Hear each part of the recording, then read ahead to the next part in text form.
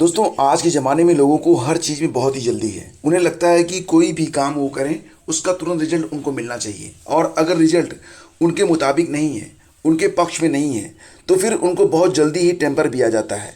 आजकल अगर आप देखेंगे तो शार्ट टेम्परिंग की एक बहुत बड़ी जमात इस पूरी दुनिया में मौजूद है, जिनको छोटी छोटी बातों पर इतना तेज़ गुस्सा आता है कि वो अपना ही नुकसान कर बैठते हैं। कल मैं एक ऐसे बच्चे से मिला जिसने सिर्फ इस बात पर कि उसके पापा ने कहा कि तुम खाना ठीक से क्यों नहीं खाते हो, उस बच्चे ने अपने पापा का मोबाइल उठा के पटक दिया। इसके बाद वो पुनः रोने लगा और फिर उसकी पिटाई हुई सो अलग, लेकिन उसके पिता अब परेशान हैं क्योंकि उनके पास इतने पैसे नहीं हैं कि वो तुरंत एक नया मोबाइल ले सकें। हालांकि उनका जो बिज़नेस होता है वो मोबाइल पर ही टिका है, लेकिन इतना बड़ा बिज़नेस नहीं है कि वो मोबाइल तुरंत खरीद सकें। तो देखो फ्रेंड्स, यहाँ पर जल्दी गुस्सा करना जल्दी आपको मूर्ख साबित कर देगा, क्योंकि जब आप बहुत जल्दी शार्ट टेम्परिंग के शिकार हो जाते हैं तो होता ये है कि आप करना तो कुछ और चाहते हैं लेकिन करने कुछ और लगते हैं। और थोड़ी देर के बाद जब आपका गुस्सा शांत होता है तो कहा गया ना कि आंधी के गुजरने के बाद और गुस्से के शांत होने के बाद आपको अंदाज़ा लगता है कि आखिर वास्तविक नुकसान हुआ कितना है। इसलिए फ्रेंड्स, अपने गुस्से पर काबू रखें, बहुत जल्द रिएक्शन ना करें। अगर आपको गुस्सा आ रहा है तो शांत रहना सीखें, अपने गुस्से को औजार बनाएं, हथियार बनाएं और उसका इस्तेमाल कंस्ट्रक्टिव वे में करें, ना कि डिस्ट्रक्टिव वे में। तो फ्रेंड्स, आज 21 मई है। शुरू करते हैं आज के दैनिक रोजगार समाचार। और आज की जो पहली खबर है फ्रेंड्स वो ये है कि आपको पता ही होगा कि बिहार शिक्षक भर्ती परीक्षा का जब पहला चरण का नोटिफिकेशन जारी हुआ था तो उसमें महिलाओं को, सामान्य श्रेणी की जो महिलाएं थी उनको भी सीटीईटी में छूट दी गई थी, यानी कि 5% की छूट उनको प्रोवाइड की गई थी। बहुत सारी महिलाएं जो कि अदर स्टेट की थी, उन्होंने इसी लाइन के आधार पर 82 नंबर जिन महिलाओं के थे उन्होंने शिक्षक भर्ती परीक्षा का फॉर्म भरा। हालांकि फॉर्म एक्सेप्ट भी हो गया, उन्होंने परीक्षा भी दी, परीक्षा को क्वालिफाई भी कर लिया गया। और कमाल की बात ये हुई कि उनको जो है ज्वाइनिंग लेटर भी दे दिया गया। लेकिन अब एक मामला फंसा हुआ था और उस पर पटना हाई कोर्ट का निर्देश आया है कि अदर स्टेट की जो फीमेल कैंडिडेट्स हैं वो जनरल में काउंट होंगी, लेकिन उनको रिजर्वेशन नहीं मिलेगा। यानी कि सीटीटी में उनके अंक अगर 90 अंक से कम है तो ऐसी स्थिति में उनको जो है नौकरी में नहीं रखा जाएगा, या जो चयनित हुई हैं उनको बाहर कर दिया जाएगा। तो यहाँ पर एक लाइन अगर पहले क्लियर हो जाती कि अदर स्टेट की जो महिलाएं थी वो 90 अंक से अगर कम है उनके सीटीटी में तो आवेदन ना करें, तो इतना लंबा ना चलता। मतलब आवेदन भी एक्सेप्ट हो गया, परीक्षा में बैठने भी दिया गया और फिर उनको ज्वाइनिंग लेटर भी मिल गया। लेकिन अंततः अब पटना हाई कोर्ट के आदेश के बाद उनको बाहर करने की बात चल रही है।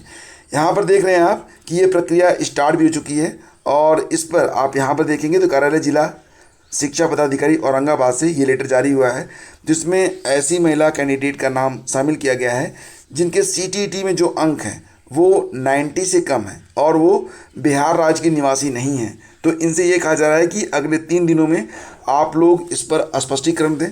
अगर आप स्पष्टीकरण नहीं देते हैं या फिर आपके पास कोई स्पष्टीकरण नहीं है तो आपकी जो नौकरी है वो ख़त्म कर दी जाएगी।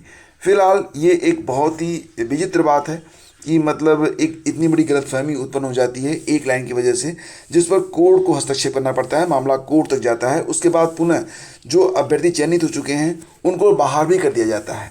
खैर, ऐसी विसंगतियाँ कई बार देखने को मिली हैं। आगे बढ़ते हैं फ्रेंड्स, तो बात करेंगे फोरेंसिक स्पेशलिस्ट के 57 में से 53 पद खाली रह गए। यहाँ पर आप समझिए कि 57 में से 53 पद, मतलब कि 4 पदों पर ही केवल नियुक्ति हो सकी। बाकी के जो पद हैं वो कैरी फॉरवर्ड कर दिए गए हैं, यानी कि अगले विज्ञापन के लिए आगे बढ़ा दिए गए हैं।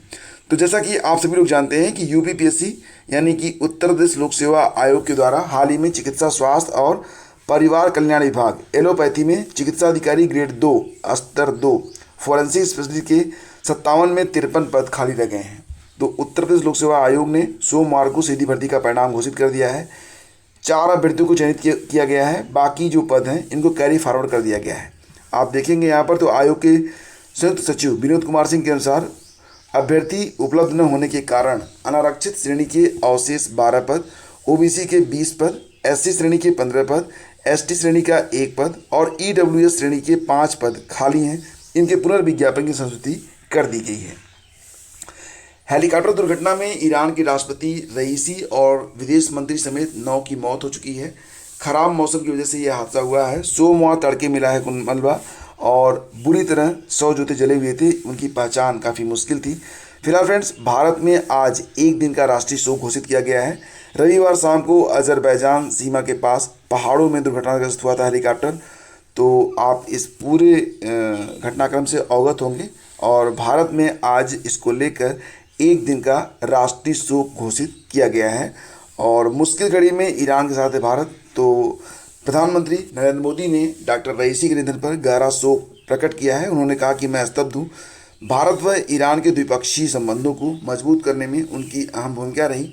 उनके योगदान को हमेशा याद किया जाएगा। उनके परिवार व ईरान के लोगों के प्रति मेरी संवेदनाएं हैं। भारत इस मुश्किल घड़ी में ईरान के साथ खड़ा है। और फ्रेंड्स, आगे बढ़े तो पारा चढ़ने के साथ बिजली की अधिकतम मांग 235 गीगावाट यानी कि बिजली की मांग लगातार बढ़ती जा रही है। बाज़ारों में कूलर और एसी की बिक्री खूब हो रही है और इतने बिजली तो वैसे लगातार मिल रही है, लेकिन उसके बावजूद तापमान इतना ज़्यादा है कि बेचैनी बनी हुई है। घर से बाहर निकलें तो पानी पी कर निकलें और खाना बिना खाए घर से बाहर ना निकलें, यानी कि पेट को खाली ना रखें। घर की चीज़ें खाएं, बाहर की चीज़ों से परहेज़ करें। तली भुनी चीज़ें बिल्कुल ना खाएं। हरी सब्जी, सत्तू और कुछ ऐसी चीज़ें जो घर की बनी हुई हैं उनका प्रयोग करें और अपने घर के जो बच्चे हैं, जो बुज़ुर्ग हैं, उनका ख्याल रखें।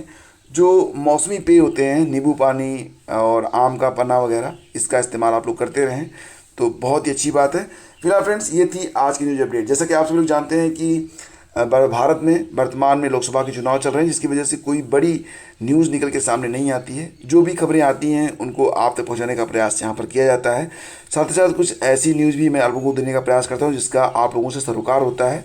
और फिलहाल आज के न्यूज़ अपडेट में बस इतना ही। वीडियो अच्छा लगता है तो लाइक और शेयर जरूर कीजिएगा। बहुत बहुत धन्यवाद। Thank you.